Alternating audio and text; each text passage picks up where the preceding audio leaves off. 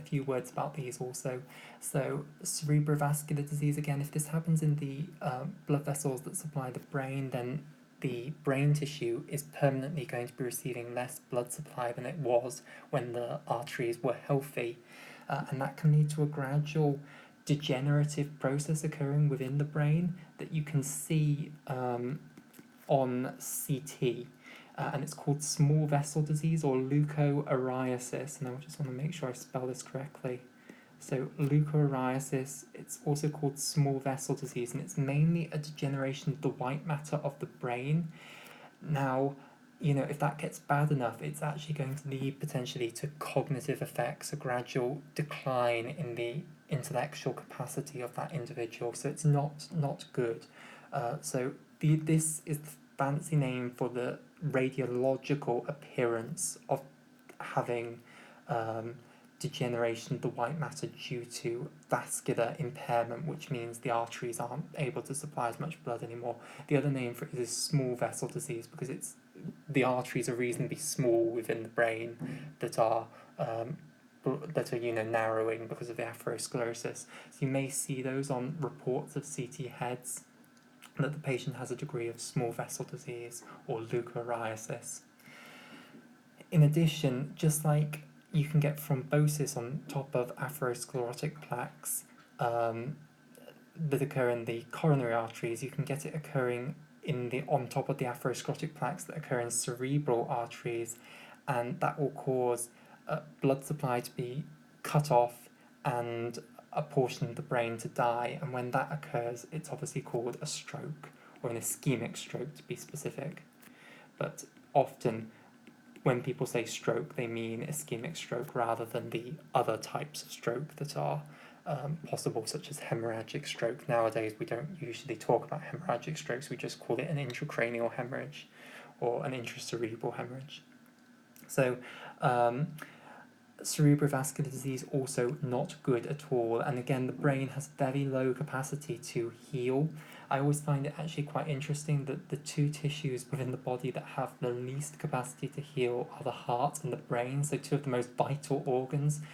So when heart cells die, they're not going to be ever replaced, they're replaced with a scar tissue, and it's the same with neurons within the brain. If they die, they're never going to be replaced, they're just going to be replaced with scar tissue. So, finally, let's just say something quickly about peripheral arterial disease. So again, same idea. If you get atherosclerosis occurring in the arteries of the legs, your legs are permanently going to have a smaller blood supply.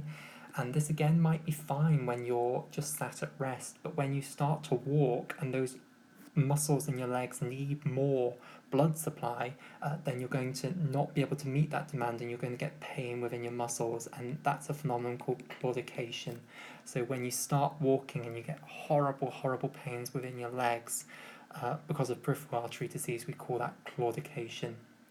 And again, thrombosis can occur acutely. If you're very unlucky, on top of your atherosclerotic plaques, you might get thrombosis occurring, cutting off blood supply to one of your legs, and we call that acute limb ischemia, ALI, and this can be really quite horrific to behold. So when you cut off the blood supply to the leg acutely like that, the tissue just dies, it turns black, so it necroses. And if you've never seen this, then you can Google pictures of it. We call necrotic tissue gangrene, so it turns black, it's gangrenous, and it's never going to heal. So in that sort of situation, the person will need to have the leg amputated if that is appropriate, if the surgeons think that they are actually strong enough to be able to survive an amputation, because it's not a small operation, an amputation of a limb. If the surgeons don't believe that the person would be able to survive an amputation, i.e. they would die within the operation, then it may be viewed that surgical management isn't therefore appropriate, and if you don't have the gangrenous limb amputated, it will kill you through it will become infected with staphylococcus, and those bugs will then get into the rest of the body. They'll go into the veins and then go into the whole of the they'll poison the bloodstream, so you'll get staphylococcal septicemia. They'll infect the bloodstream, and that's a condition called staphylococcal septicemia. And then once they're in the bloodstream, they can go wherever they like in the body, so all of your organs will start to get infected and fail. So acute limb ischemia, horrific, absolutely horrific. It will be fatal without treatment, and the treatment will be a massive operation, which is amputation. Fine. So I feel like I'm actually quite worried that this video is going to end up being viewed by general members of the public, and I've just gone through, absolutely horrific consequences of cardiovascular disease, and I'm worried that it's going to scare people.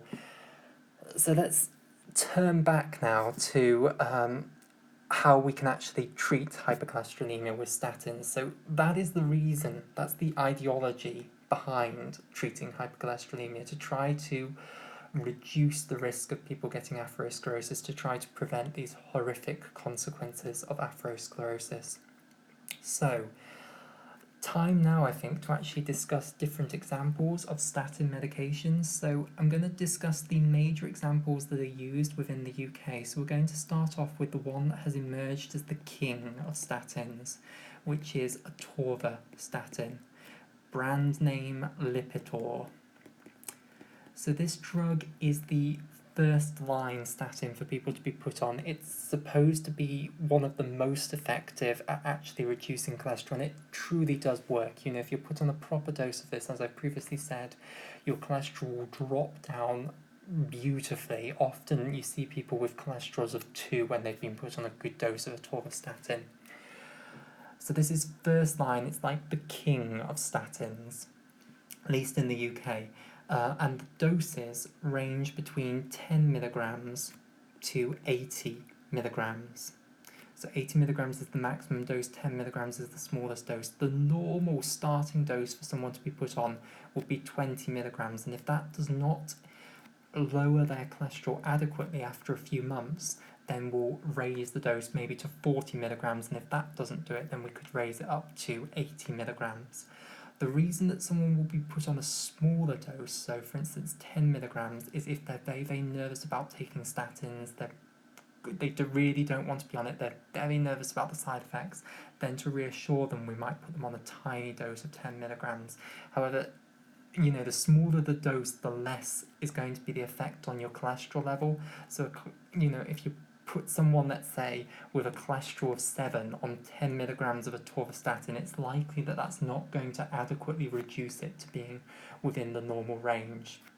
So ideally they're going to have to be on a larger dose eventually, but we might put them on 10 milligrams initially, hope they don't get any side effects on that, and then when we measure their cholesterol in a few months and find that it's still too high, then we'll talk them into raising it up to 20 milligrams, and doing it more gradually like that helps them to accept that this drug is going to help them and is not going to poison them.